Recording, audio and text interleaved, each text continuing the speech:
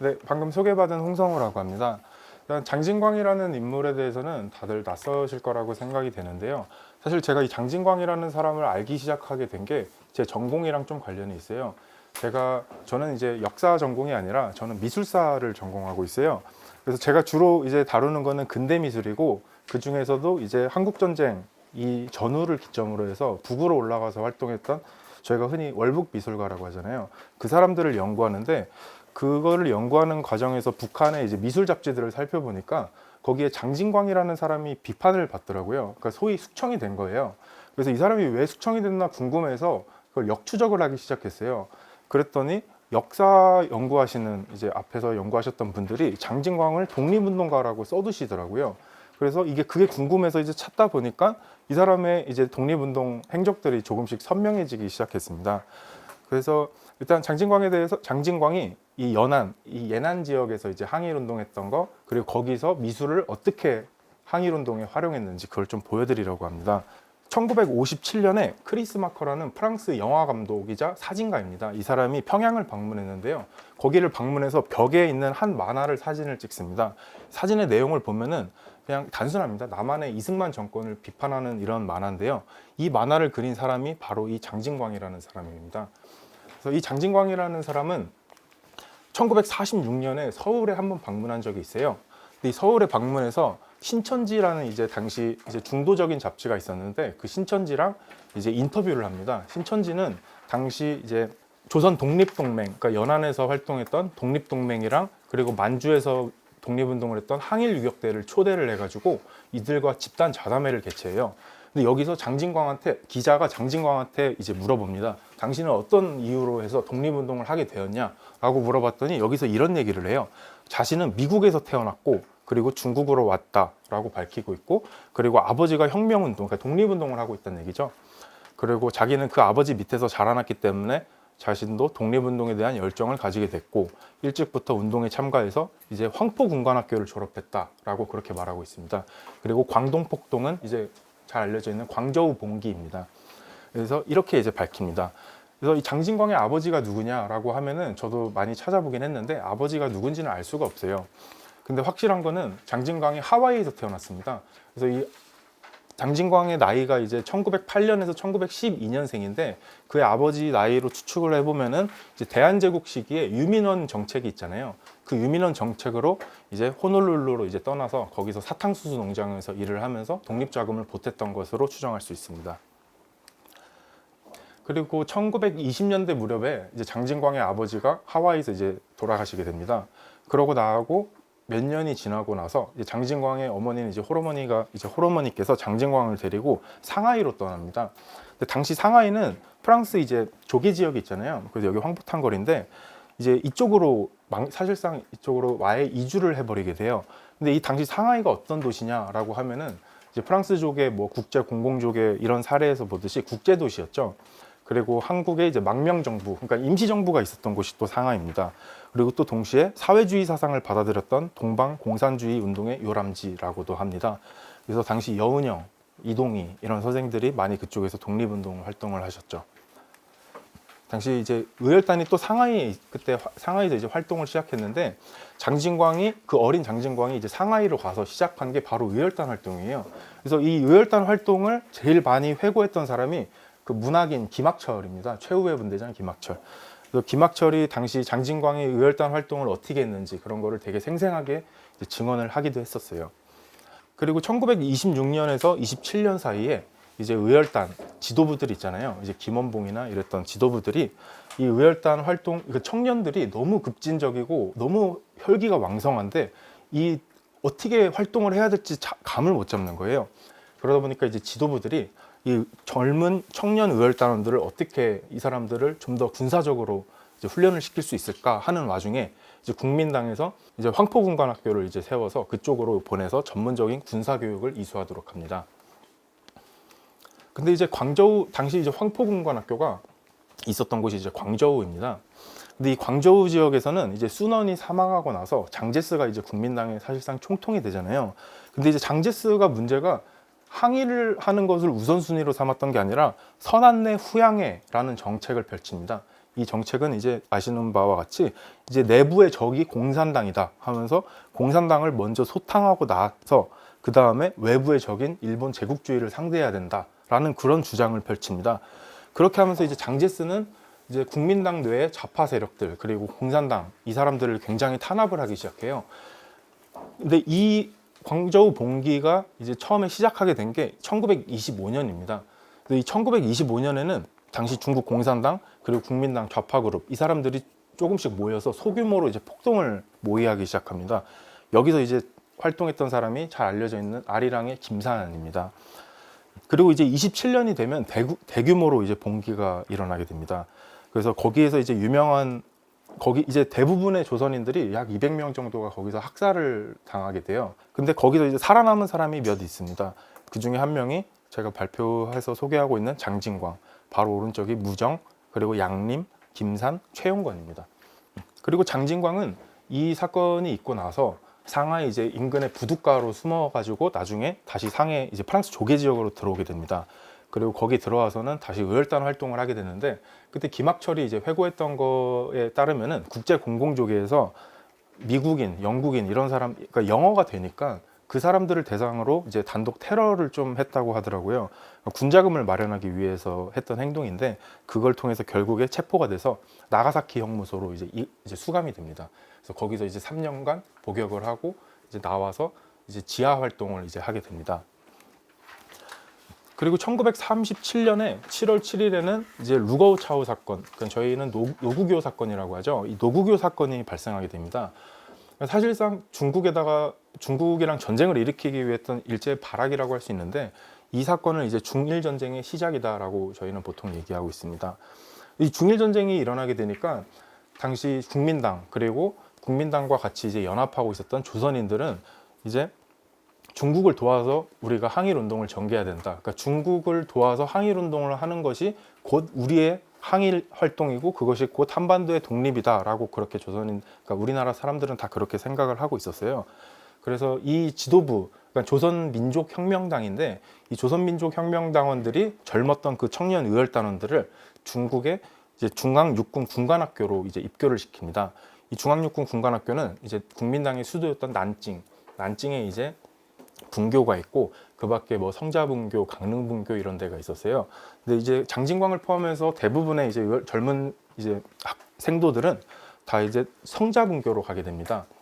근데 성자분교로 들어가고 난징이 이제 금방 함락이 되고 나서 이제 강릉분교로 넘어가게 됩니다. 그리고 조선민족혁명당 내에는 이제 여러 지도자들이 있었습니다. 그 중에 지도위원을 했었던 최창익이라는 사람이 있는데요. 이 사람은 이제 저희가 나중에 북한에 가면은 1956년 8월에 8월 종파 사건이라고 있잖아요. 거기서 이제 김일성에 대항했다가 숙청이 됐던 그 유명한 최창익입니다.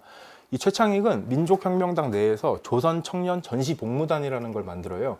근데 이 청년전시복무단이 처음 결성된 거는 우한 쪽에 있던 한커우입니다.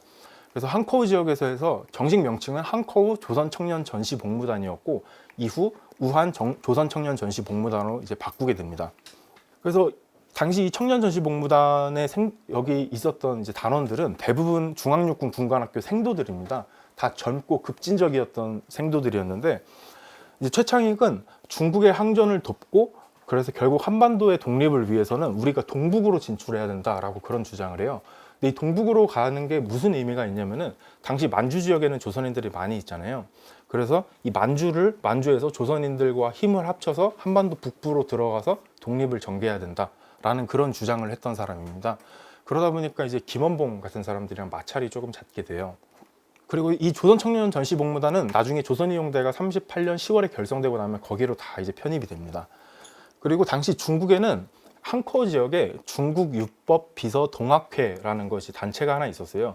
이 단체가 뭐냐면은 그러니까 유학을 말하고요. 법은 프랑스, 비는 스위스를 얘기합니다. 그러니까 스위스랑 프랑스에서 유학했던 중국인들이 다시 한커우로 돌아와가지고 여기서 항일을 전개해야 된다라는 그런 운동을 벌였던 단체예요. 그래서 이들과 같이 청년전시복무단이 힘을 합쳐가지고 활동을 하게 되는데 이제 다음으로 보여드리도록 하겠습니다. 로버트 카파라는 유명한 스페인 종군 기자가 있습니다. 1946년, 50년대 이때쯤에 매그넘 포토라는 것도 설립을 해서 유명한 종군 기자인데 스페인 내전도 참전했던 사람입니다. 근데 이 사람이 38년도에 장제스가 요청을 해서 우한을 방문하게 됩니다. 장제스는 당시 4억의 뭐 중국인 뭐 이런 이제 선전 영화를 만들려고 이제 로버트 카파를 초대했던 것이었습니다. 그래서 로버트 카파가 촬영한 사진들을 보면은 이렇게 우한 시내가 파괴되어 있는 것을 볼 수 있죠. 그래서 이런 사진을 통해서 일제가 중국한테 이런 만행을 저지르고 있다는 것을 전 세계에 폭로하기 위한 사진들이었습니다. 그리고 영국 당시 우한 지역에는 한커우 그쪽에는 이제 영국의 왕립의 분들이 그쪽에 주둔을 하고 있었어요. 근데 그 중에 프레데릭 쉬림턴이라는 사람의 한 앨범이 얼마 전에 해외 경매에서 이제 올라온 적이 있어요. 근데 그 경매에 있던 사진, 그 경매에서 나갔던 앨범 사진들을 보니까 당시 한커우 우한 지역에 있던 사진들이 대거 나온 거예요. 그래서 그 사진들을 보니까 여기 아까 말씀드렸던 위에 중국 유법비서 동학회 총회 제라고 써 있죠. 그리고 오른쪽이나 왼쪽 그림을 보면은 항전을 위한 이제 우한 뭐 여성이 앞에서 손을 뻗고 이제 전쟁에 나가도록 하고 있고, 오른쪽 그림은 약간 아마추어 그림 같지만 저것도 다 이제 항전을 이제 표시하기 위한 그런 그림입니다. 근데 여기 보시면은 여기 이제 가비 커피 음료 가게가 있잖아요. 근데 이 사진을 이렇게 뒤집어 보면은 이렇게 돼 있는데 이게 여기입니다. 그러니까 이 사진이 지금 오른쪽에 있는 사진이 아까 말씀드렸던 로버트 카파가 건물 안에서 찍은 건데, 그래서 이 당시 이 풍경을 또 볼 수가 있는 거죠. 그리고 아까 말했던 그 쉬림턴이 찍었던 앨범에 굉장히 귀중한 사진이 많이 있습니다. 그 중에는 이제 유법비서 동학회가 이제 그림을 그렸던 이런 모습들이 있는데, 좀 그림은 이렇게 잔혹하게 희생을 당했던 뭐 중국인들과 그 만행을 저지르는 일본 사람들, 그리고 여기 항전을 하기 위해서 도끼를 들고 내려치고 있는 중국인이죠. 그리고 뒤에 그를 따르는 국민당원들, 그리고 희생된 중국인들, 이런 거를 보고 있는 또 한커우에 있는 시민들의 모습도 이렇게 볼 수 있습니다. 그리고 그 다음으로 보여드리는 사진은 이렇게 국민당이 일제를 물리치면서 나아가는 그런 모습이죠. 사실 그림 자체는 그렇게 잘 그려진 그림은 아닙니다. 당시 전쟁이 워낙 긴박하게 이루어지고 있었고, 그 와중에 빠르게 그림을 그리고 이렇게 거대하게 그리기 위해서는 한 명이 아니라 여러 명이 아마 붙어서 그렸을 거예요. 사실 보면은 이렇게 막 뛰어가고 있다는 모습보다 그냥 천천히 걸어가고 있는 모습처럼 보이고, 여기에는 이렇게 새침하게 이렇게 웃고 있는 어린 청년의 모습, 그리고 이 대충 사람의 크기만 봐도 어느 정도 규모인지 짐작이 되죠. 그리고 이 다음 사진은 저희한테 굉장히 의미가 있는 사진이 하나가 있어요. 바로 이 그림인데요. 보위대 무한, 그러니까 우한을 지키자라는 이 제목의 그림입니다. 여기 보면은 약간 서양인의 얼굴을 하고 위통을 벗고 소리치면서 나아가고 있는 한 청년이 있고, 그 뒤를 따르는 여성, 그리고 착검을 하고 달려나가는 군인, 그 뒤에 막 봉기하는 우한 시민들, 그리고 위에는 폭격이 막 가해지고 있죠. 여기 건물이 보이고, 이 그림에서 되게 흥미롭게 볼 만한 게 여기 이제 확대를 하면은 이게 써 있습니다. 제무한 조선 청년 전시 복무단체, 그리고 77 항전 기념. 77 항전이라는 거는 중일 전쟁 노국의 사건을 얘기하는 거고요. 그러니까 이 조선 청년 전시 복무단이 직접 우리가 이 그림을 그렸다라고 이렇게 표시를 해 놓은 거예요.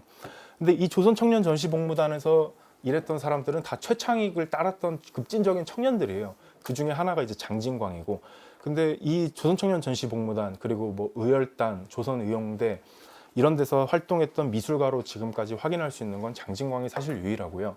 그 밖에 이제 뭐 선전 활동을 했던 뭐 미술가는 아닌 다른 사람은 많습니다. 그런 사람들 이제 뭐 박무 이런 사람들인데, 그런 사람들은 뒤에서도 또 나오는 인물들입니다. 그리고 당시 이렇게 우한을 지키자 말고 다른 그림들도 많이 있는데, 뭐 이런 그림이 있습니다. 이 그림도 되게 재밌는데, 이렇게 일제가 항공기로 막 폭격을 이렇게 내리고 있죠. 그리고 막 건물들이 폭파되고 사람은 이렇게 폭파돼 가지고 이렇게 마치 정육점에 있는 것처럼 널려져 있고, 그리고 중국 인민들이 막 이렇게 고통스러워하고 있고, 어린애가 막 이런 표정을 짓고 있고, 소 말도 막 죽어 있고. 근데 이 그림에서 또 재밌는 점이 이 오른쪽에 있는 이 인물입니다. 이 사람들은 다른 복장이랑 다르게 조선인을 표시한 건데, 여기서 유일하게 분노하고 있는 사람입니다. 그러니까 저는 그래서 이 그림이 누구의 그림인지는 알 수 없는데, 아마 이 앞에 게다가 그림을 이렇게 자세히 보시면은 만화적으로 그렸어요. 굉장히 생략하고 압축하고 이런 전형적인 만화적인 특징이 있고, 오른쪽에 이렇게 조선인의 모습을 그린 거로 봐서는 게다가 여기서 유일하게 분노하고 있는 이 조선인, 이런 그림으로 봐서는 아마 이 그림을 그렸던 주체가 중국인이 아니라 조선인이지 않을까라는 그런 추측을 해볼 수 있습니다. 그리고 또 이런 그림도 있습니다. 여기는 이제 전선에 나아가고 있죠. 여기 탱크들이 있고 계속 항공기들이 지나가고, 이 그림도 사실 누구의 그림인지는 알 수 없는데, 사실 이 그림은 조선천년전시복무단이 만들었는지 아니면 윤법비서 동학회가 했는지는 모르는데, 여기 이렇게 그림을 보면은 이 중국 국민당원들이나 이런 사람들이 굉장히 서구적으로 그려져 있어요. 근데 이 그림은 좀 사실 더 검증을 해볼 필요가 있지만, 나중에 장진광이 해방하고 나서 북한에서 이제 만화가로 정식으로 활동을 하는데, 그때 그렸던 그림과 굉장히 유사해가지고 아마 청년 전시 복무단들이 이런 그림을 그리지 않았나 싶습니다. 그리고 우한 지역은 당시 일제가 많이 공격을 하고 이러는 와중에 광마략이 또 그런 얘기를 하잖아요. 중국인들은 다 후퇴하고 도망을 갔는데 조선인들만 유일하게 남아서 싸웠다라고 하고 있고, 그래서 이 당시 우한 지역을 지키면서 끝까지 항전을 하고 이렇게 미술을 막 벽에다 그렸던 단체는 조선청년 전시복무단이랑, 그리고 그 아까 말씀드렸던 중국 율법비서 동학회, 이 두 단체였습니다. 그리고 이제 10월 10일에는 드디어 조선의용대가 창설하게 됩니다. 여기 보면은 날짜가 써 있죠. 10월 10일이라고. 여기 자세히 보시면은 김원봉이 있고 최창익이 있고 윤세주의 모습도 있고요. 여기 어딘가 이 사람인가가 김학철이라고 하더라고요. 정확한 건 알 수는 없지만요. 근데 사실 조선의용대가 결성됐다는 것도 많은 의미가 있지만 사실 아쉬운 점도 좀 있어요. 그게 왜냐면은 조선의용대는 사실 국민당이랑 연대하고 있었잖아요. 근데 국민당이 이들을 정규 군으로 인정한 게 아니라 한 대대로 인정을 한 거죠. 국민당의 한 대대 정도로 받아들였기 때문에 조선의용군이라는 명칭을 건의했지만 결국 조선의용대가 됩니다. 그리고 이제 이 최창익 그리고 김원봉은 대립을 하게 됩니다. 이들의 대립이 뭐냐 하면은, 당시 우한이 이제 막 폭격이 떨어지면서 거의 우한이 함락되기에 이르니까 김원봉은 이제 본부를 옮겨야 된다. 본부를 옮기고 우린 계속 국민당이랑 싸워야 된다. 황포군관학교에서부터 장제스랑 같이 활동을 했고 했던 사람이기 때문에 그쪽으로 갈 것을 이제 건의를 합니다. 근데 이 최창익은 우리는 그쪽으로 가야 되는 게 아니다. 우리는 동북으로 만주 지방으로 가야 되니까 최종적으로 서북을 거쳐서 이제 만주를 거치고 한반도로 이제 진입을 해야 된다라는 그런 주장을 해요. 근데 이제 사실 만주로 가기 위해 이미 만주국이라고 저희가 하잖아요. 만주국도 이제 막 나중에 세워지고 하지만 만주는 워낙 일본이 판을 치고 있었던 곳이고, 이러다 보니까 당시 서북에는 그 팔로군이 있었습니다. 그러니까 홍군이 이제 대장정, 그 유명한 역사적 사건이 있잖아요. 대장정을 해서 36년에 연안 지역에 도착을 해서 이제 팔로군이라고 정식적으로 이제 자기들의 이름을 그렇게 사용을 해요. 그래서 최창익은 그쪽으로 가서 팔로군이랑 같이 항일운동을 전개해야 된다라는 그런 주장을 합니다. 그래서 그때 당시 최창익이 했던 주장입니다. 당시 보면은 조선인이 밀집한 중국의 동북지방으로 조직적으로 이동하고 만주의 조선 민중에 의거해서 조선인 항일부대와 합세한 민족운동을 전개해야 된다라는 그런 얘기를 합니다. 당시 만주에는 뭐 조선혁명군 이런 데들이 있었고요. 그리고 서북지방의 예난, 중국 팔로군, 중국 공산당 팔로군 지구로 이동해서 항일 투쟁에 합류해서 최종적으로는 결국 동북으로 진출하자라는 그런 주장을 펼쳤습니다. 결국에 38년 10월 26일에 일제가 우한을 함락을 하게 됩니다. 그러다 보니까 조선의용대가 우한에 더 이상 남아있을 수가 없고, 국민당은 이미 후퇴를 했고, 앞에 있었던 청년 전시복무단은 나중에 전의동맹이라는 거로 이름을 개칭하는데, 전의동맹도 사실상 우한에 계속 있을 수가 없게 되죠. 그래서 조선의용대는 결국에 본부를 이제 구일인 계림 지역으로 옮기게 됩니다. 계림으로 옮겼다가 40년까지 있다가 나중에는 40년이 지나고 나면은 중경으로 옮기게 되죠. 중칭으로. 근데 이 조선의용대는 지속적으로 미술을 항전에 활용을 하고 있었어요. 계림에 이동하고 나서는 조선의용대 통신이라는 중문으로 발행했던 잡지가 있는데, 이 기관지를 이제 발행을 합니다. 근데 이 기관지에는 당시 조선 이제 혁명가들이 많이 이제 기고도 하고 이랬는데, 여기에도 이제 미술 작품들이 이렇게 실려 있습니다. 대부분 다 판화로 찍은 건데, 여기 보면은 밝은 광명의 길 위로 나아가자라는 이렇게 중국어로 써져 있고, 그린 사람은 뇌속이입니다. 이 뇌속이라는 사람은 중국 판화가이고요.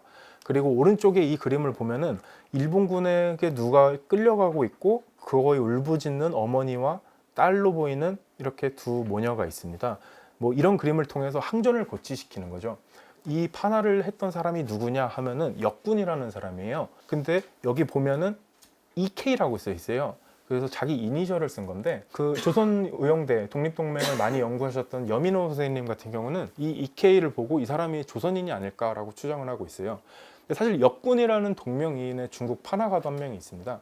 근데 그 사람도 똑같이 이렇게 이니셜을 쓰는데 그 사람은 LK로 쓰더라고요.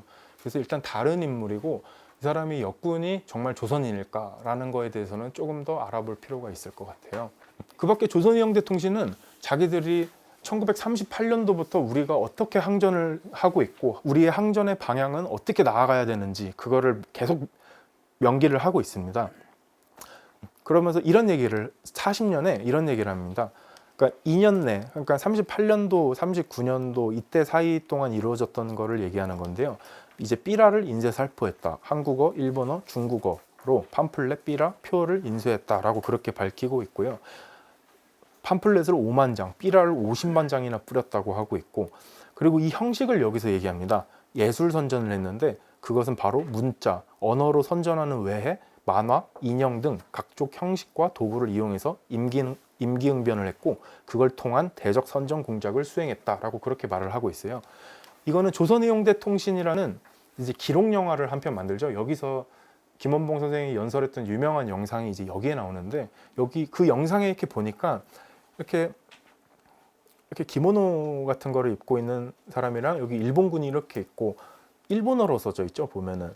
그러니까 이런 걸 통해서 일본인들한테 니네들이 이 전쟁에 참가한 게 얼마나 치욕스럽고 니네가 얼마나 잘못된 전쟁을 하고 있는지 이런 것들을 보여주기 위한 계속 이런 삐라를 날렸던 겁니다. 그래서 여기서 말하는 이제 만화 이런 것들이 아까 봤던 조선 청년 전시복무단이 이제 했던 그런 그림들이라고 할 수 있겠습니다. 그리고 이 조선의용대가 결성하고 아까 말씀드렸던 청년 전시복무단은 다 제 2구대로 들어갑니다. 의용대 내에서는 1구대, 2구대 이런 식으로 편성을 했는데 선전공작을 했던 사람들은 다 1구대, 2구대의 사람들이었어요. 그 중에 1구대는 대부분 대적 선전을 하기 위해서 전선 앞으로 가서 이제 확성기 같은 거를 사용했고 이런 사람들이고 삐라를 직접 날리는 사람이고, 2구대에 있던 사람들이 이렇게 그림을 그리고 했던 사람들이에요. 근데 이 2구대 사람들이 다 최창익을 따르기 때문에 애초에 계림으로 넘어가질 않고 한 40명 정도가 남은 거예요. 그 중에 19명 정도가 이제 가장 주력인 사람들이고요. 최창익의 가장 측근 같은 사람들입니다. 당시 우한 지역에, 그러니까 우한이 완전히 함락하기 전에 이 우한 지역에는 동북 항일 구국총회라는 게 하나 있었어요. 그래서 줄여서 동구총이라고 많이 줄여서 얘기하는데, 이 동구총에 있던 사람이 이 왼쪽에 이 안경을 쓴 한낙연이라는 사람입니다. 이 한낙연이 누구냐 하면은 이 사람은 독립운동가이자 미술가로 활동했던 사람이고, 지금 저기 연변의 조선족 쪽에 가면은 이 사람을 거의 최고의 미술가로 지금 치고 있어요. 길림에서 태어났고요. 그리고 상해에서 이제 유명한 중국 미술가들 밑에서 그림을 그렸던 사람이고, 나중에 프랑스로 유학을 가서 프랑스에서도 계속 항전 활동을 했습니다. 그러니까 이 사람한테 항전의 대상, 그러니까 자기들이 항의를 해서 지키고자 했던 거는 이 사람한테는 두 가지가 있는 거죠. 하나는 한국이고 하나는 중국이었던 겁니다. 그래서 그 아까 조선의용대의 2구대 사람들 중에서 장진광 그리고 이명은 이제 장진광이랑 같이 많이 활동하고 학교도 다니고 이랬던 사람인데요. 이 이명 그리고 장영, 왕수성 이 네 명이 어떻게 돌아다니다가 동북항일구국총회에서 했던 한 행사를 참여하기를 이제 돼요. 근데 거기를 참여해서 어떤 한국말을 할 줄 아는 사람을 만나보니까 그게 한낙연이었던 거죠. 그래서 이들을 포함한 조선의용대들이 이제 동북항일구국총회한테 얘기를 합니다. 우리는 예난으로 가고 싶은데 지금 우리는 예산도 없고 거기까지 나아가는 길이 너무 힘들다. 그렇게 얘기를 하니까 이제 한낙연이 당시 팔로군 우한 판사처가 있었는데 거기에 장극부라는 사람한테 요청을 합니다. 이 조선의용대들을 예난에 팔로군이랑 합류할 수 있게 도와달라라는 그런 요청을 하게 됩니다. 그래서 한라견은 조선이용대가 최창익과 그들을 이제 다 데리고 예난 지역으로 이제 넘어가게 됩니다. 그래서 한라견은 거기서 이제 막 스파이, 그러니까 국민당이랑 뭐 일제 구역에 이런 데로 스파이로 활동하다가 나중에 바오지라는 곳에서 체포가 됐습니다. 그리고 나중에 한라견은 이제 체포됐다가 나중에 결국 석방이 됐는데, 석방되고 나면은 이제 더 저 멀리 가가지고 이제 벽화를 그리고 이런 활동들을 했습니다. 그렇게 해서 조선이용대 그리고 한라견 이 사람들은 결국 예난 지역으로 넘어가게 됩니다. 당시의 예난인데요. 여기 보면 바오타도 보이고 여기 이렇게 건너고 있는 사람들이 이렇게 보입니다. 그렇게 해서 장진광과 그리고 조선이용대 대원들은 이제 1938년 겨울 무렵에 이제 예난 지역에 들어갔고, 이들은 다시 한번 중국의 팔로군 밑에서 다시 군사 교육을 받게 됩니다. 그게 바로 이 항일군정대학, 그러니까 정식 명칭은 중국인민항일군정대학인데요. 이 대학에 들어가서 제4기로 입학을 하게 됩니다. 여기에 1, 2기 정도에는 무정 같은 사람도 있었던 거고요. 그래서 이 4기에서 그냥 일반 병이 아니라 간부 양성 과정에 입학을 해서 여기서 정치, 군사, 뭐 역사 이런 공부들을 하게 됩니다. 그리고 장진광은 졸업을 하고 중국 공산당에 가입을 하고 팔로군 제3대대 4대에 편성되었습니다. 이 팔로군 제3대대 4대는 주로 선전 활동을 했던 이제 그런 곳이어가지고 여기는 마오쩌둥이 굉장히 많이 연설도 했던 곳입니다. 그리고 장진광은 여기서 직업을 얻게 되는데, 항일군정대학의 이제 총교, 항일군정대학의 이제 전체 중에 정치부 선전반에서 미술 활동을 하게 됩니다.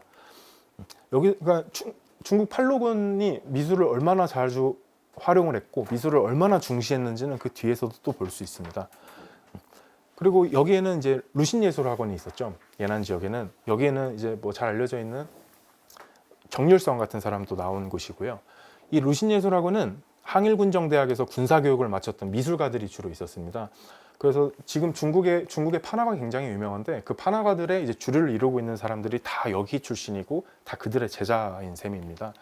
그래서 이 루신예술학원이 대체 미술을 어떻게 활용을 했고, 이 사람들이 미술을 궁극적으로 하고자 하는 바가 무엇이냐라고 하면 당연히 항전인데요. 이들의 궁극적인 목표는 이겁니다. 미술 교육이랑 훈련을 병행해서 각 항일 근거지에 미술 인력을 배치하고, 그리고 항전 미술에 종사하는 선정 간부 양성을 목표로 하는 것입니다. 근데 제가 이 지금 루신예술학원을 왜 말씀을 드리냐 하면은, 이 루신예술학원이랑 조선이용대의 관계가 좀 독특한데요. 조선이용대는 당시 5중대였고 루신예술학원은 6중대. 이 둘은 팔로군 야전정치부 제2형에 소속이 돼 있었더라고요. 그래서 나중에 진광화랑 그리고 윤세주 선생이 이제 돌아가셨던 그 반소탕전에서 이 둘이 같이 움직였던 이제 기록을 확인을 했습니다. 당시 그 예난 지역에 있었던 루신예술학원의 모습입니다. 이렇게 많은 미술가가 여기에는 있었습니다. 그러니까 당시 항전을 하고자 하는 중국의 미술가들은 국통부 지역에서도 그러니까 국민당 통치구역에서도 활동을 했고, 이 예난 지역에서도 활동을 했는데, 이렇게 많은 사람들이 모였습니다. 이 사진은 1942년에 문예강화운동이라는 이제 마오쩌둥의 엄청난 연설이 한 번 있었는데, 그 직후 팔로군 지도부들과 이렇게 같이 찍은 모습을 보였습니다. 여기 주더도 있고요. 여기 마오쩌둥이 있고, 뒤에는 이제 다 미술가들입니다. 뭐 여성, 남성 되게 많은 사람이 있었죠. 그리고 장진광은 여기서 특별한 인연을 많이 만들게 돼요. 이 오른쪽에 있는 이 사람이 바로 장진광입니다. 여기 안경 쓴 사람은 장계인이라는 또 중국 미술가고요. 이 사람이 바로 우잔페이라는 판화가입니다. 이 사람도 중국의 뭐 혁명미술사 뭐 이런 거에서 꼭 언급되는 유명한 사람인데, 이 사람은 또 앞에 있었던 루신예술학원의 또 교원이기도 해요. 여기서 또 그림을 배우고 그 문학가 루신을 굉장히 좋아하면서 그를 따랐던 사람 중 한 명입니다. 그래서 이 우잔페이는 나중에 이제 항전이 끝나고 그리고 국공내전이 끝나고 이제 중국 정부 밑에서 이제 미술가로 활동을 하다가 나중에 문화대혁명 때 좀 고초를 치르고, 문화대혁명이 끝나고 나면은 이제 예난 지역에서 활동했던 미술가들끼리 회고록을 한 편을 내요. 그게 바로 연안세월이라는 책이 있는데, 그 책에다가 두 편의 글을 실습니다. 한 편은 뭐 8톤짜리 그림, 뭐 이런 글이 하나 있고, 다른 한 편은 이 이국전후라는 글을 쓰는데, 여기에 장진광이랑 몇 년부터 몇 년까지 뭘 했고, 이 사람이 어떤 사람이고 어떤 용모를 가졌고, 이거를 세세하게 다 적는 거 다 얘기를 합니다. 그래서 이 우잠페이가 장진광을 어떻게 언급했냐라고 이렇게 살펴보시면은 이런 전쟁 와중에도 조선혁명미술가라고 얘기를 하죠.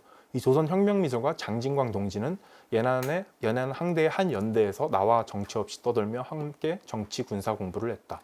그러다가 섬광령 병고에서 진찰기 근거지, 진찰기에서 진기로의 전선으로 이어지는 긴박하면서도 활발한 혁명미술 작업, 그리고 반소탕전, 이거를 지속하는 전쟁의 포화 속에서 추위와 더위를 견디면서 우리 사이는 더욱 친근한 우정으로 맺어졌다 라고 이렇게 서술을 하고 있죠. 그래서 이 둘은 이렇게 같이 콤비처럼 중국 이제 항일군정대학이랑 뭐 예난의 뭐 타이양산 이런 데다가 막 보내는 온갖 신문과 삐라의 모든 그림들을 이 둘이 책임을 지게 됩니다. 그래서 이 팔로그는 이 문화운동을 굉장히 중시를 했습니다. 그래서 뭐 미술, 음악, 뭐 체육, 뭐 무용, 뭐 이런 것들을 굉장히 적극적으로 활용했던 사람인데 이 그러니까 마오쩌둥이 말한 게 그겁니다. 문화운동을 강화시키는 거는 승패를 결정하는 무력 투쟁 중에 하나이다. 그러니까 앞에서 조선이용대 같은 사람들이 미술을 그렇게 활용한 이유를 또 찾아볼 수 있는 거죠. 그렇게 해서 항일군정대학, 뭐 루신예술학원, 신문, 잡지사, 학교, 작가협회, 극장 등의 활동을 굉장히 많이 팔로군에서 지원을 하게 됩니다.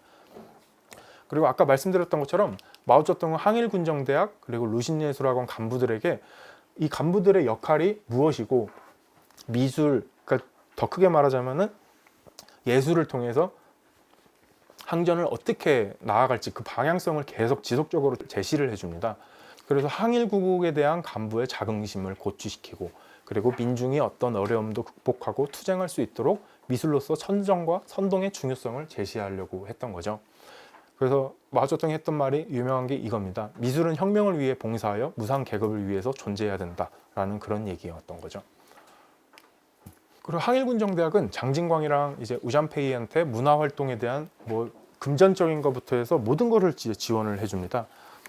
그래서 이 둘의 상관이었던 사람이 총교 정치부의 주임이었던 장지춘이라는 사람입니다. 이 사람도 항일운동을 했던 유명한 사람인데 이 사람은 이제 팔로군 내 예난 지역에서 했던 모든 행사를 주관을 했습니다. 그래서 이런 10월 혁명절 이런 거를 기념해서 벽화, 뭐 포스터, 뭐 온갖 손으로 그리는 거를 다 요청을 한 거고요. 그리고 항대 5주년 이때 기념대회에도 포스터 같은 거를 많이 그려달라라는 요청도 했습니다. 그리고 뭐 그 밖에 루신예술학원의 부총장 천티엠프, 그러니까 진철부라고 하는데요.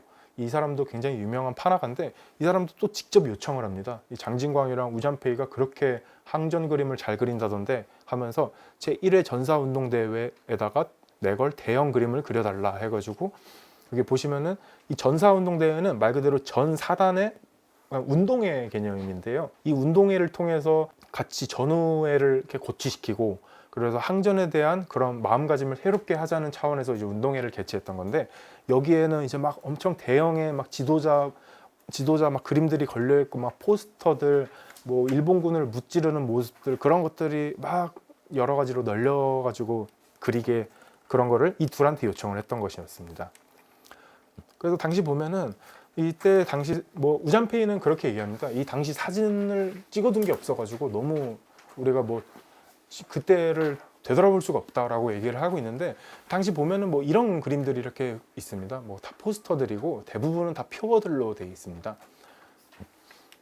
그리고 이런 벽화를 그리는 거죠.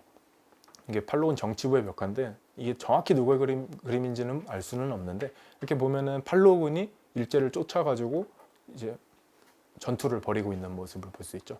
서북을 지키자라고 이렇게 했고 124단 정치부입니다. 그리고 이런 그림들을 그렸던 겁니다. 뭐 표정물이나 아니면 군사 훈련물 이런 데다가 이런 그림을 그리거나 뭐 표어를 쓰거나 아니면은 이런 야전군의 이제 모습을 사실 잘 그리지는 않았지만요. 이걸 약간 늠름하게 이렇게 묘사를 했던 것도 볼 수 있고요. 아까 이 사진의 이제 확대된 모습이 이런 사진입니다. 그래서 장진광은 아까 말씀드렸던 것처럼 이렇게 많은 이제 친구들이 생깁니다. 다 중국 미술가들이고 이 사람이 아까 말씀드렸던 우잠페이라는 사람이고 이 사람은 항일군정대학에서 인쇄를 담당했던 서야라는 사람입니다. 그리고 이 사람이 장계인이라는 사람이고요. 이 사람은 아직 누군지 확인이 되지가 않습니다. 그 밖에 아까 전에 그 확대해서 보여줬던 사진인데 똑같습니다. 장진광, 서야, 우잠페이 이런 사람들입니다. 이 우잠페이가 10년대 정도에 사망을 했는데 그때 사망하기 전까지 여러 가지 글을 막 회고하는 글을 많이 남겨요. 그래서 사실 이 사람이 그 회고 책에다가 이런 사진들을 실 수 있었기 때문에 장진광의 얼굴을 이제 볼 수 있게 된 겁니다.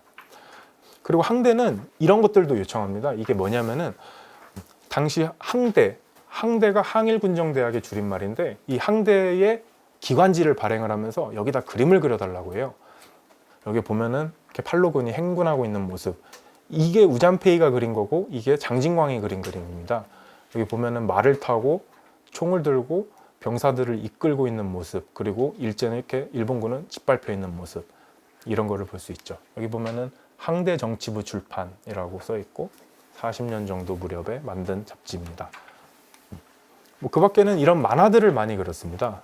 항대의 깃발을 꽂고 일본은 쥐처럼 묘사가 돼 있죠. 그래서 놀라고 있는 일본군. 그리고 여기도 보면은 깃발을 온몸에 꽂아놓고 우스꽝스럽게 웃고 있는 일본군 위에 여유 있게 이제 글을 읽고 있는 팔로군의 모습, 이런 그림들을 통해서 이제 적군을 되게 우스꽝스럽게 만들어서 전의를 더 거치시키고 이런 역할을 하는 거죠. 그리고 장진광은 이 밖에 3대대, 아까 말씀드린 3대대에서 활동을 했는데 여기서 이제 기관지 말고 신문도 또 발행하게 됩니다. 그때 만들었던 신문이 타이양산 위에 있던 뭐 조선인 이제 무장 세력들과 그리고 중국인 무장 세력들한테 이제 쉴 때마다 이제 신문을 읽게 하는데 그 신문에다가 뭐 만화도 그리고 막 그런 거를 합니다. 그때 이제 했던 이름이 3대대 생산 돌격 전간이라는 이제 신문이었는데 그 신문을 아예 장진광 한 명한테 다 맡겨버려요. 그래서 그 신문에다가 이제 뭐 글 쓰고 뭐 그림 그리고 이런 거를 처음부터 다 한 거죠.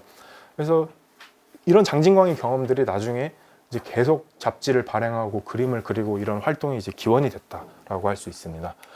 그 다음부터는 이제 조선 청년연합회인데요. 장진광은 항대에서 활동을 하다가 1941년에 산시성 타이양산 인근에서 화북 조선 청년연합회라는 것을 이제 결성을 해요. 이 단체가 하고자 했던 거는 이제 조선의 해방 그리고 자유민주적 공화국 수립, 일제 타도를 목표로 삼는데 이들의 궁극적으로 하고자 하는 것이 무엇이냐면 우리도 여기에서 조선인 단체가 명확하게 있어야 된다 했던 거죠. 조선 이용대는 본부가 계림이랑 중경 쪽으로 넘어간 상태였고 그러니까 이 예난 지역에 있던 우리들만의 뭐가 필요하다라는 거였죠. 그래서 당시에 있었던 일찍부터 정착했던 무정, 그 밖에 진광화, 최창희, 윤공음, 이철중, 김강, 허정숙, 뭐 장진광 이런 사람들 21명이 모여서 조선 청년 연합회를 결성하게 됩니다. 근데 이게 21명인지 11명인지는 사실 명확하지는 않은데 그 박이루라는 사람이 이제 우린 그때 21명이었다라고 나중에 중국 공산당의 대회에서 그렇게 선언을 해가지고 보통 21명이라고 이제 보통 얘기합니다. 장진광은 여기서 선전부장으로 취임을 하게 돼요.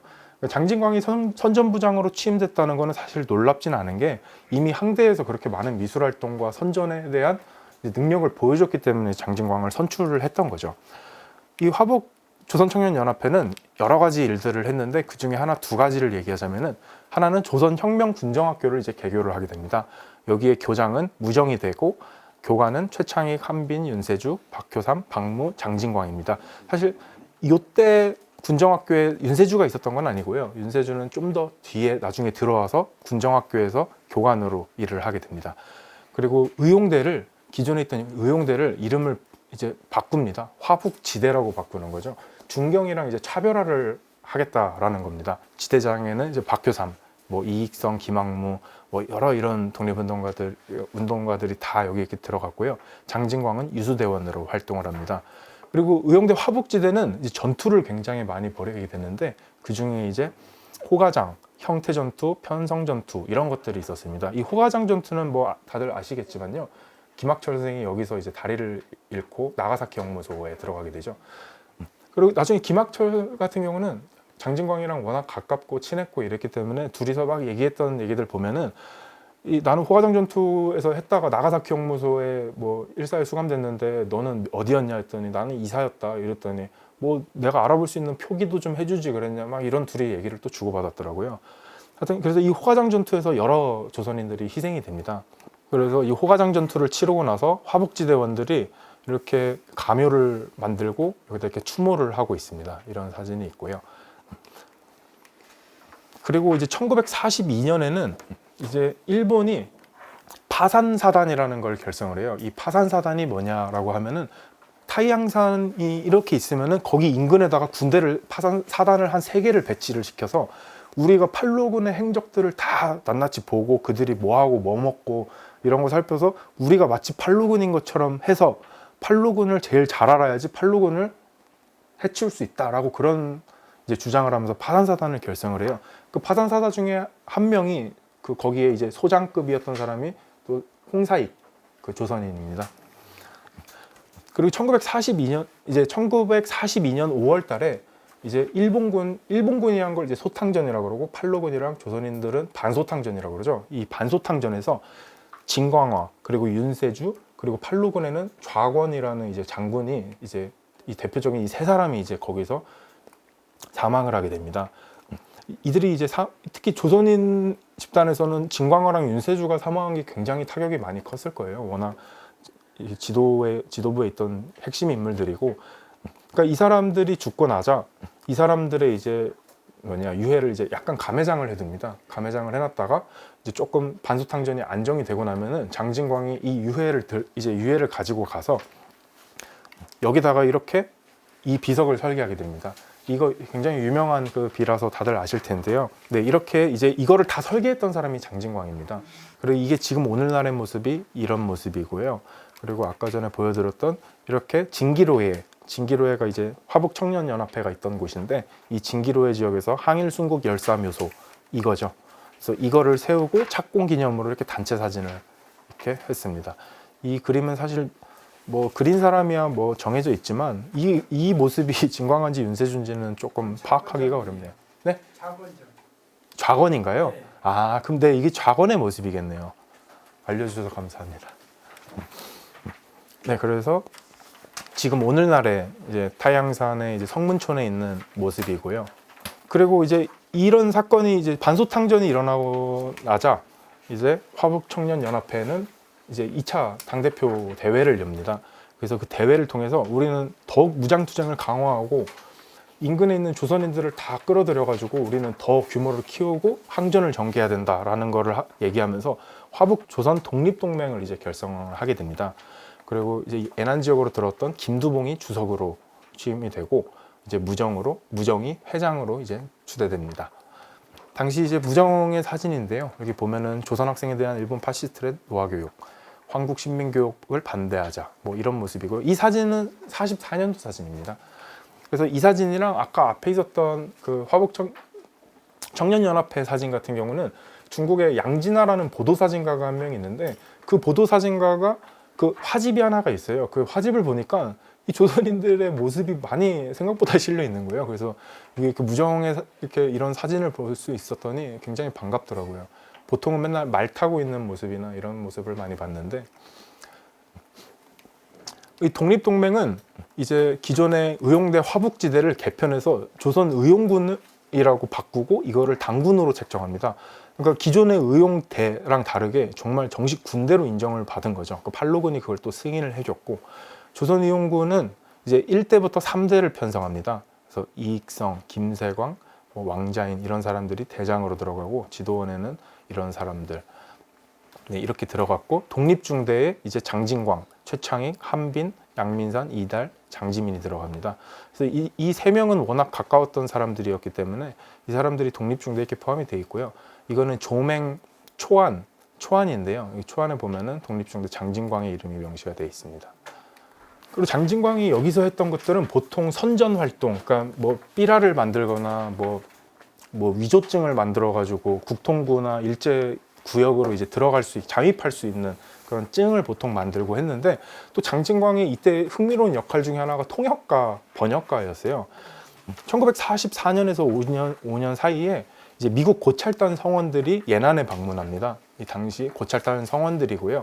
이 고찰단 성원들이 여기에 와서 하고자 했던 거는 당연히 팔로군을 만나고 항일군정대학을 방문해서 연설하고 이런 거였는데 이제 거기를 방문하고 나니까 이제 또 조선인들이 워낙 많았으니까 거기를 또 이제 방문을 하게 돼요. 그래서 조선인 학교, 아까 말씀드렸던 혁명군정학교 있잖아요. 거기를 가서 이제 이들이 연설을 하는데 영어를 할 줄 아는 사람이 이제 통역을 해야 되니까, 게다가 뭐 펑더화이나 이런 팔로군 지도부들도 와서 연설을 하는데, 사실 거기 내부에는 조선인 중에 중국말을 할 줄 모르는 조선인들도 있었어요. 들어온 지도 얼마 안 되고 이래서. 그래서 또 그들뿐만이 아니라 일본인들도 있었어요. 그러니까 일본인 공산주의자 뭐 아니면은 뭐 반전 운동가들, 이런 사람들이 있으니까 그 네 개 국어를 앞에서 연설했던 사람이 바로 장진광이라고, 그런 회고가 많이 있습니다. 결국에는 이제 45년에 미국이 나가사키랑 히로시마에 원폭을 투하하고 이제 일본이 항복을 하게 됩니다. 이렇게 하고 났더니 이제 원폭이 떨어지고 나니까 조선이용군이랑 그리고 팔로군은 이제 빨리 이제 한반도로 이제 진출을 할 필요성을 느끼게 돼요.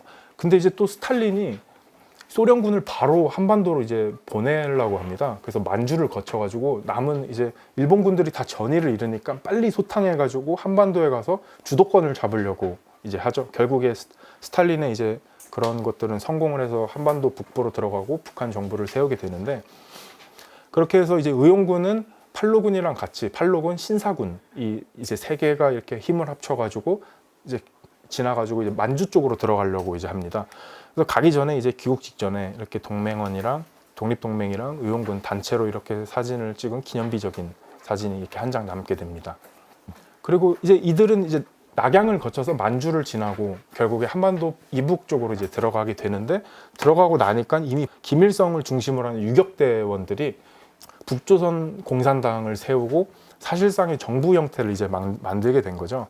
이렇게 하고 나서 45년도 12월 달에 이르러서 이제 의용군이랑 그리고 독립동맹 구성원들, 특히 지도부층에 있던 사람들이 이제 북한 지역으로 들어가게 되니까 이제 소련군이 막고 무장해제시키고 결국에 그랬었죠.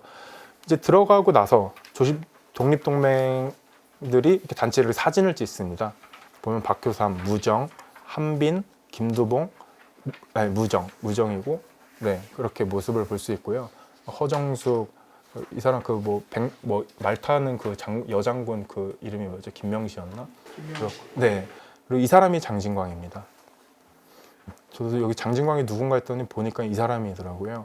이 독립동맹은 이제 북한에서 자기들의 정체성을 확고히 하고 우리가 추구하는 그 국가 형태를 만들기 위해서 조선신민당을 이제 만들게 되죠. 장진광은 이제 북한에 들어가고 나서 평안남도 쪽에다가 이제 주소지를 뒀더라고요. 그래서 이 신민당의 평남 대표로 이제 장진광이 활동을 잠시 했었습니다. 이제 그러다가 신민당이랑 그리고 북조선 공산당이 결국에 합당을 해서 북조선 노동당으로 이제 바꾸게 되죠. 그리고 나서 장진광은 일체 정치 활동을 이제 하지 않게 됩니다. 신민당이야 독립동맹의 사실 후신 같은 격이었기 때문에 여기서 활동을 했지만, 이제 자기가 꿈꿨던 그런 국가의 형태랑은 조금 다르니까 이제 정치 활동을 하지 않고 이제 미술가로서만 이제 활동을 하게 된 거죠. 그래서 장진광이 이때 미술가로 활동했던 거는 아까 보여드렸던 정체성, 그러니까 뭐 포스터나 이런 그림들을 그리는 거를 보통 그래픽, 출판 미술이라고 그러는데요. 그걸 북한에서는 소련식 말인 그라위크라는 말을 써요. 그래서 이 그라위크라는 이 분야에서 이런 뭐 표지, 뭐 잡지나 신문에 뭐 이런 뭐 표지를 장정을 한다거나 뭐 만화를 그린다거나 포스터를 그린다거나 이런 것들을 이제 장진광이 총책임을 맡게 됩니다. 국가에서. 북한 정부의 총책임자가 된 거죠. 그래서 호랑이라고 노동신문사에서 만든 겁니다. 47년도 건데요. 창간은 46년에 했습니다. 이 호랑이에서 많이 활동했던 사람은 이제 이 장진광, 그리고 여기 창파라는 사람이 있는데 이 사람 뒤에서 이따 사진 잠깐 보여드릴 건데, 이 사람이 이름이 정창파입니다. 이 사람이 본명이 신해균인데요. 이 사람의 이제 삼촌이 누구냐면 신익희입니다. 네. 그러니까 2000년대 초반에도 한번 기사 나온 적이 있었는데요. 북한에서 이 사람을 복권을 시켰어요. 장진광은 아직도 숙청이 돼서 종파분자 이런 얘기를 듣는데, 이 사람이 이제 복권이 돼가지고 이 사람을 북한에서 다시 재조명을 했습니다. 그러면서 이제 다 공개가 되고, 저도 이렇게 신익희의 막 족보 같은 걸 좀 뒤져보니까 해균이라는 이름이 있더라고요. 그래서 이 호랑이에서 활동했던 사람은 대표적으로 장진광, 그리고 이 정창파, 그리고 김학철, 이런 사람들이 이 잡지에서 활동을 했습니다. 여기 보면은 아직 태극기가 그려져 있죠. 그리고 여기 보면 뭐 달러 장사는 어디로 가나 해가지고 미국을 규탄하고 뭐 제국주의, 자본주의를 막 비판하는 이런 그림을 그리고요.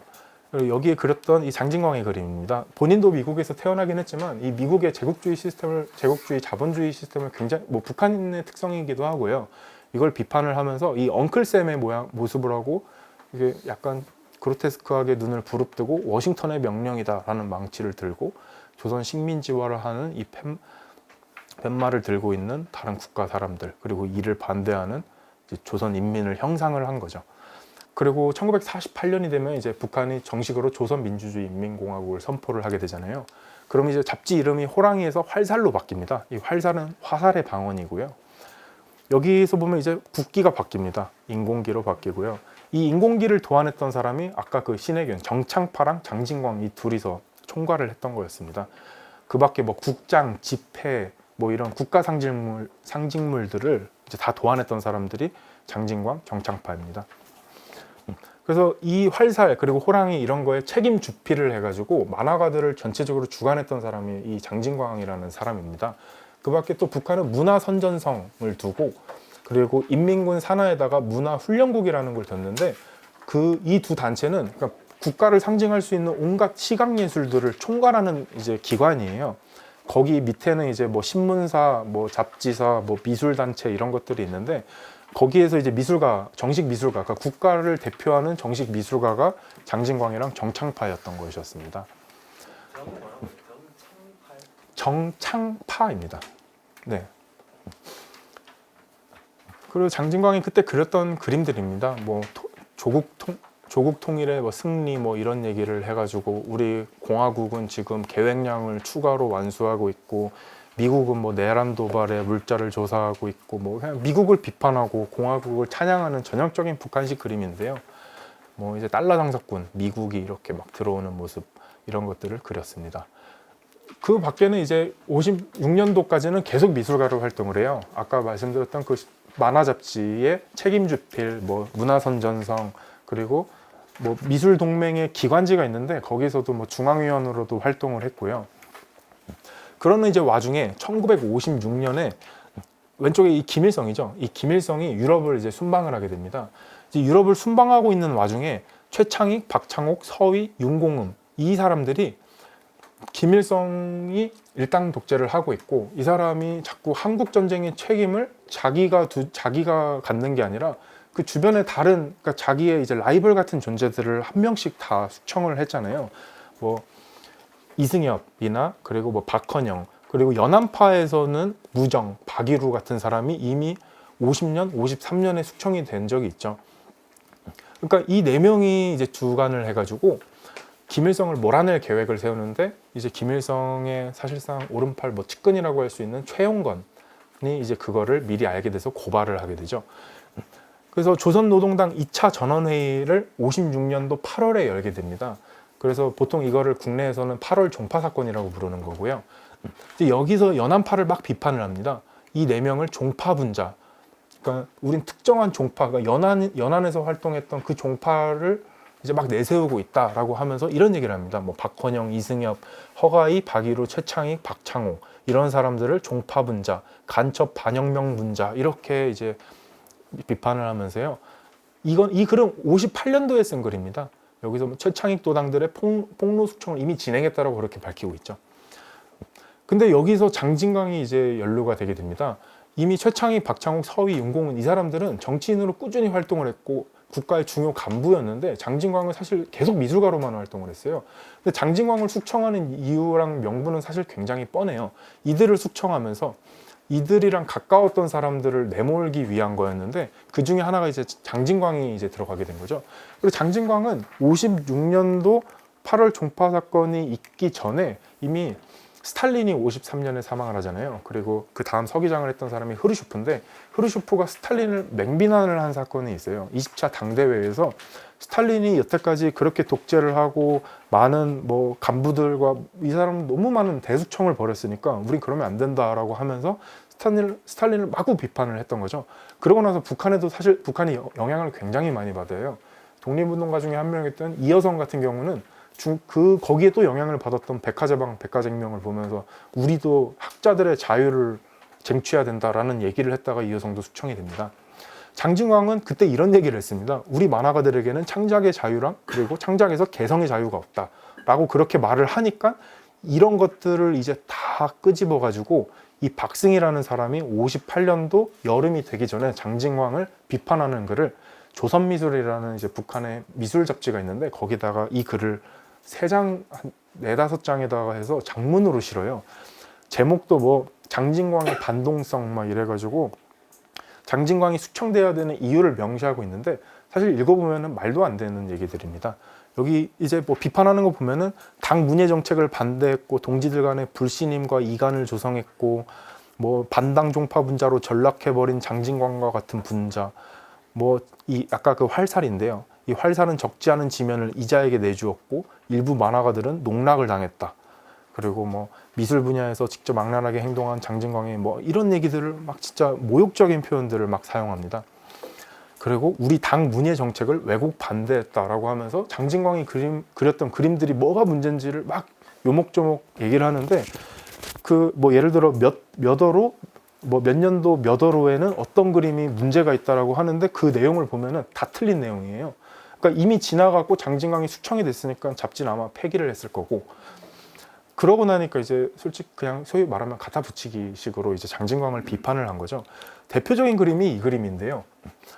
이게 약간 장진광도 연안파인데다가 이미 박헌영은 숙청이 됐고 이러니까 여기 보면 미제고용 간첩 두목 박헌영이 가증하고 추악한 재상 전모를 폭로한다 라고 하는 걸 보면서 미국 메가던가요? 하여튼 이 미군이 슬퍼하고 있는 모습이잖아요.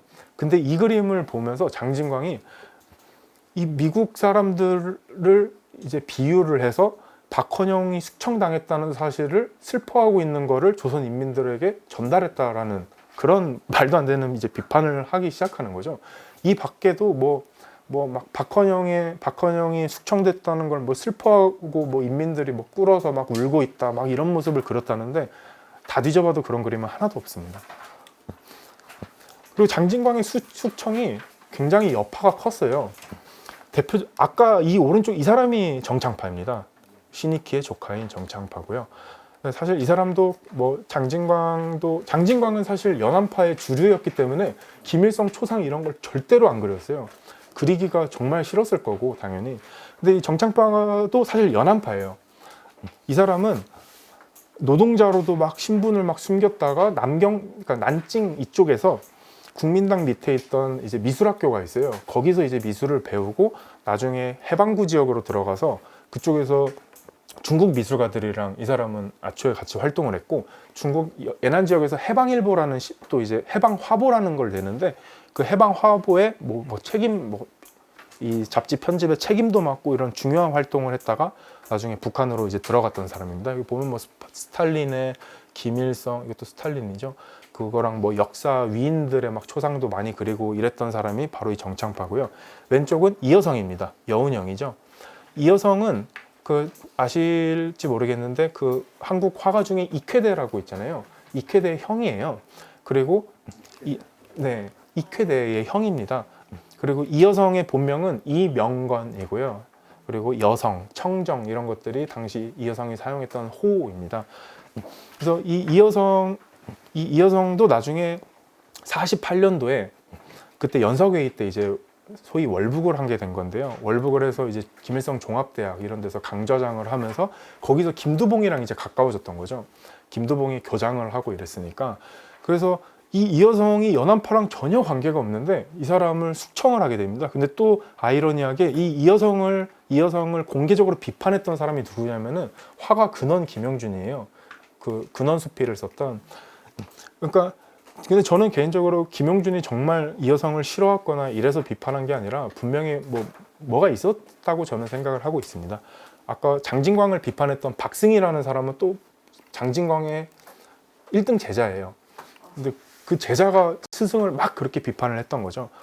그래서 이여성을 비판했던 김용준 이 둘 간의 관계도 정말 사실 보면 되게 아이러니한 상황이죠. 근데 이 이여성을 2번이나 연재를 해서 막 비판을 한 건데 거기 이여성을 비판한 글에서도 이여성이 숙청된 이유를 알 수가 있는 거죠. 거기서 이제 김두봉을 따르는 뭐 학자라고 막 그렇게 비판을 해요. 그래서 이 여성은 더 늦게 60년에 이제 비판을 받았고요. 정창파 같은 경우는 장진광이 57년, 58년 사이에 숙청이 됐는데, 그리고 나서 59년도에 이제 노동당 이제 대회를 여는데, 거기서 미술가들을, 숙청된 미술가들을 다 나열을 해요. 거기서 보면은 정창파, 차대도, 김순희 이런 사람들인데, 김순희라는 사람은 여성동맹에서 활동했던 사람이에요. 자수를 했던 사람인데, 이 사람도 박정혜 여성동맹 위원장이었던 박정혜 밑에서 독립운동도 했던 사람입니다. 그리고 뭐 차대도 뭐 이런 미술가들도 있는데, 차대도 같은 사람도 전혀 연안파랑 관계없는 사람들인데, 뭐 이 여성 같은 경우처럼 엮어버린 거죠, 다. 그래서 연안파는 56년을 시작으로 해서 57년, 8년으로 이제 중요한 직책에 있던 사람부터 하나씩 이제 제거를 해나갑니다. 그래서 이제 수청됐던 사람들인 거죠. 무정은 이제 한국전쟁 책임을 물어서, 무정은 워낙 인민의 지지를 얻었던 사람이라서 김일성이 제일 거슬렸던 사람일 거예요. 그래서 50년에 전쟁의 책임을 물어서 무정을 이제 숙청을 해버리고, 55년도에는 박일우를 숙청합니다. 박일우는 워낙 뭐 주더, 뭐 펑더화이 이런 팔로군이랑 밀접했던 사람이니까 이 사람을 다음으로 보내고, 그리고 최창희, 이제 종파 사건 때 최창희, 윤공음, 방호산, 한빈 이런 사람들을 제거를 하는 거죠. 그리고 이제 1년이 지나고 장진광을 이제 숙청시켜 버립니다. 그리고 58년도에는 이제 김도봉을 숙청하면서 2년이 지나고 이여성 같은 사람들을 연안파랑 묶어서 이제 숙청을 하게 된 거죠. 그렇게 해서 연안파는 사실상 중요한 핵심 간부가 남았던 사람은 김창만이나 이제 허정숙 같은 사람인데, 김창만은 이제 노동당에 사실상 충성을 했다면 충성을 한 거고요. 허정숙도 그렇고, 그래서 그들은 이제 중간에 한번 뭐 좌천도 되고 이러긴 했지만, 네, 김창만은 결국 숙청이 됐죠. 허정숙은 좀 이제 살아남은 경우고, 그래서 연안파는 사실 북한 역사 속에서 이제 사라져 버립니다. 그렇게 하면 북한은 이제 자기들의 혁명사, 항일운동사를 유일하게 만주로만 둔 거죠. 김일성의 유격대만 살리고 나머지는 배제를 시켜버린 거죠. 근데 사실 제가 이제 북한 미술 쪽을 연구하다 보니까 조선 화보라는 북한에서 50년대부터 발행했던 화보가 하나 있어요. 근데 2018년에 흥미로운 사진을 한 편을 봤는데, 북한이 요새 주로 하는 작업 중에 하나가 50년대나 옛날 흑백 사진을 컬러로 복원을 하고 있어요. 근데 복원을 하면서 48년도 연석회의 끝나고 단체 사진을 찍은 몇백 명의 단체 사진이 있는데, 거기 보니까 김일성이 가운데 있고 옆에 박헌영이랑 뭐 김두봉이랑 사진이 다 그대로 있는 거를 싫기 시작을 하더라고요. 그리고 아까 그 정창파 같은 경우는 아까 말씀드렸던 것처럼 2000년 정도에 북한에서 복권을 시켜요. 그 이유가 김정일이, 그러니까 김일성은 이제 죽고 김정일이 이렇게 보니까 우리 국기 누가 만들었냐 했더니 이제 그 너무 세대가 지나니까 다 기억을 못 하는 거예요. 그러다 이제 막 옛날 문서들을 보니까 이거 정창파구나 해서 장진광 정창파 나왔겠죠. 근데 이제 정창파만 복권을 시킨 겁니다.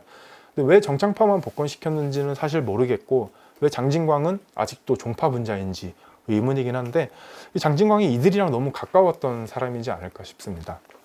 정창파는 뭐 독립동맹이나 이런 데 관여했던 사람은 아니거든요. 그리고 이제 이 아까 그 연안에서 같이 활동했던 우잠페이는 56년 12월 29일에 장진광에게 편지를 보냅니다. 그리고 이 편지는 장진광이 보낸 답신이에요. 여기 보면은 뭐 조선, 이게 잘 안 보이는데 제가 저번에 읽어보니까 뭐 강동군, 여기가 어디 면이었는데 하여튼 여기 삼산리, 여기가 이제 평안남도 이제 주소지입니다. 여기 장진광이라고 자기 서명을 했고요. 그래서 이렇게 편지를 계속 주고받았습니다. 근데 56년 이때가 사실 마지막이었을 거예요. 왜냐면 57년 여름에 장진광이 숙청이 되거든요. 장진광이 숙청됐다는 사실이 되게 재밌는 점을 좀 볼 수 있는 게, 활살, 조선미술 이런 잡지가 있는데 항상 잡지 끝에 보면 편집위원, 책임주필이 써 있어요. 근데 그러다가 갑자기 거기만 이렇게 뭘 붙여놓고 빈칸 처리를 시켜놔요. 그리고 그 다음부터는 아예 편집위원 전체를 날려버리는 거죠. 그러니까 명확하게 숙청이 됐다는 걸 보여줄 수 있고, 그때가 딱 종파 사건이 지나고 한 명씩 제거해 나가기 시작한 시점이고, 그리고 58년이 돼서 제자를 시켜서 공식적으로 당에서 완전 축출을 이제 시켜버린 상태가 됩니다. 그리고 아까 말씀드렸던 우잠페이는 이제 문화대혁명이 끝나고 80년에 장진광을 회고하는 이국전후라는 글을 실어서 거기에다가 마지막에 그런 구절을 얘기합니다. 난 장진광이 지금 북한에서 아직 조선의 조국으로 돌아가서 잘 살고 있길 바란다라고 하는데 수정됐다는 사실을 몰랐던 거죠. 그리고 장진광과 이제 항일투쟁을 했던 얘기를 하면서 이제 시를 쓰는데 이 이백이 했던 송우인 벗을 보내며라는 이 시의 구절을 몇 개를 바꿔서 뭐 청봉은 태북에 길게 누워 하얀 눈촌 산촌에 쌓여 있네. 여기서 한번 헤어지고 나면 전장에서 만리를 가야 하리. 구름은 떠나는 그대의 마음이요 지는 해는 벗의 정이라네. 손을 흔들며 떠나가니 그대 태운 말도 쓸쓸히 우는구나. 라는 이 시를 장진광에게 바쳤습니다. 이 둘은 이제 반소탕전 이후로 완전히 이제 만나질 못하고 계속 편지만 주고받았었습니다. 네, 이렇게 해가지고 장진광의 항일운동 했던 과정을 이렇게 살펴봤고요. 그래서 장진광을 이제 연구하고 알아보는 과정에서 참 여러 가지 씁쓸한 점도 많고 그랬습니다. 많은 독립운동했던 사람들이 이제 뭐 동북 지역에 남았거나 혹은 뭐 북한으로 들어가서 이렇게 장진광처럼 완전히 잊혀져 버리거나 아니면은 뭐 반공주의에 이제 휩쓸려 버리거나 북한에서 뭐 종파분자 계속 이렇게 밀렸잖아요. 그래서 그런 것들을 떠나서 이제 우리 시대에서 과연 이 장진광이랑 이런 사람들이 공산주의자로 활동을 했다거나 아니면은 뭐 독립운동의 뭐 사회주의 뭐 이런 얘기들을 하는데 과연 이걸로 이 사람들이 했던 그 희생이랑 그 가치, 희생 이런 걸로 그 가치를 평가하는 게 과연 합당한가라는 저는 좀 그런 의문을 갖고 앞으로 이런 사람들을 계속 연구해 나가야 되지 않을까라고 생각합니다. 그리고 장진광한테 공산주의라는 것 자체가 과연 그 사람이 정말 지금 우리가 보고 있는 그 북한의 모습을 과연 꿈꿨을까라고 저는 그렇게 생각하지 않습니다. 이 사람이 정말 하고자 했던 그 뭐 계급투쟁, 뭐 해방, 그리고 더 나아가서 뭐 민족의 이제 뭐 자유, 그리고 이런 것들, 그런 것들에서 이제 공산주의라는 것들이 한 이념으로 사용이 됐지 않았나 저는 그렇게 보고 있습니다. 네, 그래서 긴 강연 들어주셔서 감사합니다. 그러니까 저도 그 삐라나 뭐 유인물 이런 거 남아있는 거를 굉장히 많이 확인을 해봤는데요. 한번 어디서 공개가 된 적이 있어요. 근데 이렇게 주먹을 이렇게 딱 쥐고 있고 옆에다가 막 표어를 써놓고 의용군이다 라고 써놨는데 그게 또 다른 거를 보니까 그러니까 우리 의용군에서 자체적으로 우리 의용군 본부에서 만든 게 아니라 뭐 소규모에서 이렇게 좀 소수가 이렇게 만들었다라는 그런 게 하나가 있더라고요. 사실 저도 그거에 뭐 실물을 보거나 아니면 정확한 그런 건 볼 수 없고 확실한 건 의용대다, 우리 의용군이다라고 그렇게 밝혀놓은 삐라가 하나가 있습니다. 그러니까 조선의용대라는 게 38년도 10월에 생기잖아요. 이 의용대가 민혁당 조선민족혁명당 있잖아요. 그쪽이 다 이제 흡수되면서 들어가고 정규 이제 군사교육을 받던 사람이 다 들어가는데 장진광도 이제 저절로 그러니까 장진광이 황포군관학교를 나왔다가 중앙육군 이쪽이 다 연결이 돼 있습니다. 그래서 뭐 김학철 선생이나 뭐 독립운동했던 사람들 보면은 다 루트가 다 비슷해요. 그러니까 몇 명의 이제 소수의 이제 독립운동했던 지도자들이 이 사람들을 계속 어디로 보내고 이렇게 해서 이제 군사 간부로 키우고 계속 이랬던 것 같습니다. 그러니까 그 무안에서 이제 무안에 한커우 쪽 이제 무안 그쪽에서 의용대가 이제 10월에 생기잖아요. 그리고 26일에 다 후퇴를 해버려요. 26 다 이제 들어오니까. 근데 그 사이에 26일 막바지까지 끝까지 남아 있었던 사람을 이제 광마략 같은 사람들이 막 얘기를 하는데 조선인들만 남았다라고 해요.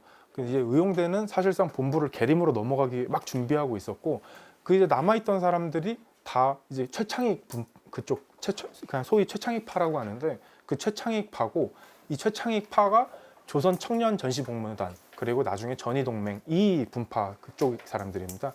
그러니까 이쪽에서 장진광이 끝까지 계속 있었던 사람 중에 한 명이고 무안 시내 뭐 이런 데다가 벽에다가 막 그림을 그리고 이랬던 사람이기 때문에 장진광이 아마 그때 같이 있지 않을까라는 생각을 하고 있습니다. 그리고 워낙 아까 뭐 중국 유법비서동학회 이런 것들처럼 중국인들도 워낙 섞여 있었거든요. 그리고 아까 한락연 이런 사람도 당시 무안에 있었고 이러다 보니까 거기서 조선인 뭐 미술가라는 이제 정말 미술을 교육받아서 미술가라고 할 만한 사람은 지금 장진광 말고는 확인되는 사람이 없어요. 북한에 어디에 있을 텐데요. 저도 그게 참 궁금하거든요. 근데 저도 가끔 좀 흥미로운 거가 좀 있는데 예를 들어 그 사람들이 숙청이 돼도 그 사람들의 묘까지 없애거나 뭐 시체도 막 완전히 산산이 없애버리지는 않는 것 같아요. 그러니까 뭐 가족 단위로 어디다가 뭐 고향 어디에다가 이렇게 그렇게 해서 뭐 근데 뭐 또 무정 같은 경우도 지금은 저기 항일 열사 그쪽에 무덤으로 이렇게 네 애국 열사릉 그런 데 들어가 있잖아요. 거기가 이렇게 가족까지 다 이러지는 않는다는 얘기죠. 다그 사람만. 네, 그래서 뭐 시신 자체를 아예 없애버리는 건 아닐 테고 묘 어디에는 이렇게 다 북한에 나중에 언젠간 북한을 갈 수 있다면은 그런 것들을 이렇게 하나씩 찾아봐야 되지 않을까라는 생각. 우리는 아직 그 소재지는 모릅니다. 네, 그렇죠. 네, 국가에서 이제 인정을 한 사람들 뭐 이런 사람이 그런데 있으면은 그런 거는 볼 수는 있지만 박헌영이요? 박헌영 같은 사람들도 딱 그런 케이스일 거예요. 북한에서 완전 금기시되는 그런 종파 막 이렇게 얘기를 하니까 그런 사람들 네 예전에 그 아드님 성함이 뭐였죠? 네 원경 스님 같은 분들이 워낙 찾으려고 많이 노력하셨는데 끝까지 못 보신 거죠. 북한 사람들한테 물어보면 북한에 있는 학자들이 네, 그런 반동 얘기도 하지 말라 이런데요.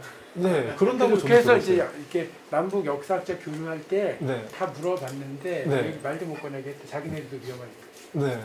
그러니까 장진광에 대한 저도 이거 하면서 장진광을 회고했던 사람들 중에 제일 많은 사람들이 다 저기 연변에 있는 그래서 연변에서 낸 뭐 의용군 책들 이런 데 보면은 그러니까 장진광을 누군지 잘 모르니까 그냥 하와이에서 태어나서 미술을 배웠던 뭐 이렇게 해서 막 이름을 조금씩 틀리고 이러는데 다 장진광 얘기하는 것들이 많이 있어요. 그러니까 이 사람의 출생을 정확하게 알 수가 없어요. 예를 들어서 신천지 아까 46년에 인터뷰한 데 있잖아요. 신천지는 거기에 35년이라고 35세라고 써놨어요. 그러니까 그 나이를 이제 추정을 해가지고 그때 한참 이제 독립운동사 연구하셨던 분들이 예를 들어 강만길 선생님, 뭐 성대일 이런 선생님들이 인명사전을 낼 때 그 35세를 기준으로 해서 12년생이라고 쓰셨어요. 근데 아까 봤던 우잠페이는 1908년생이라고 써놨어요. 그리고 우잠페이는 그렇게도 했어요. 자기보다 3, 4살 위였다고. 그러니까 나이가 정확하게 뭔지는 알 수가 없고 그리고 황포군관학교 장진광이 입학했을 당시가 25년에서 27년 사이일 거예요. 근데 만약에 12년생이라면 그때 청소년이에요. 중학생 이런 나이인데 그러니까 근데 그 당시에 또 나이를 이제 숨기고 들어간 사람도 많긴 했지만 거의 이제 황포군관학교 이제 목록이 있어요. 입학생들. 근데 거기에서 조선인 중에 나이 제일 어렸던 사람이 19살 그 정도 됐다고 하더라고요. 그러니까 근데 우잠페이가 회고했던 그 나이라면은 그 나이가 맞아요. 그래서 저는 지금 우잠페이가 자기보다 또 형이었다 그러고 그러니까 우잠페이 회고가 좀 더 정확하지 않을까라고 저는 그냥 개인적으로 생각은 하고 있고요. 김학철이 회고했던 거 보면은 하와이에서 이제 아버지 어머니랑 이렇게 있었잖아요. 김학철이 장진광이 둘째예요. 첫째 형이 있었는데 그 첫째 형이 미군 잠수부였어요. 그래서 아마 그 형 그쪽 유족들은 아마 지금 하와이에서 어디 한인 커뮤니티의 일부 구성이지 않을까라고 생각은 하고 있는데 찾아보려고 뭐 하와이 한인 사회 뭐 이런 데도 막 해봤는데 다 모르시는 것 같더라고요. 아직은 그런 상태예요. 그렇죠. 북한에 다 어디 있을 거예요. 아마 그 예전에 미술가로 막 그 시대의 장진광을 기억하는 누군가도 좀 남아 있을지 그거는 지금 시점에서는 이제 네, 어렵죠. 네. 북한에 있는 자료 확인할 수 없어서 선생님께서 아까 연한 자료만 계속. 네, 그래서 제가 봤던 자료는 뭐 거의 막 저기 조선족 쪽에서 내는 것들, 중국 자료, 북한 자료 이런 건데 숙청대고는 언급 안 하고 그리고 이 사람이 했던 데가 문화선전성 이런 데여가지고 그쪽은 막 정식 문서를 뭐 어디다가 이렇게 하진 않잖아요. 그러니까 보기가 사실 어려워요. 네.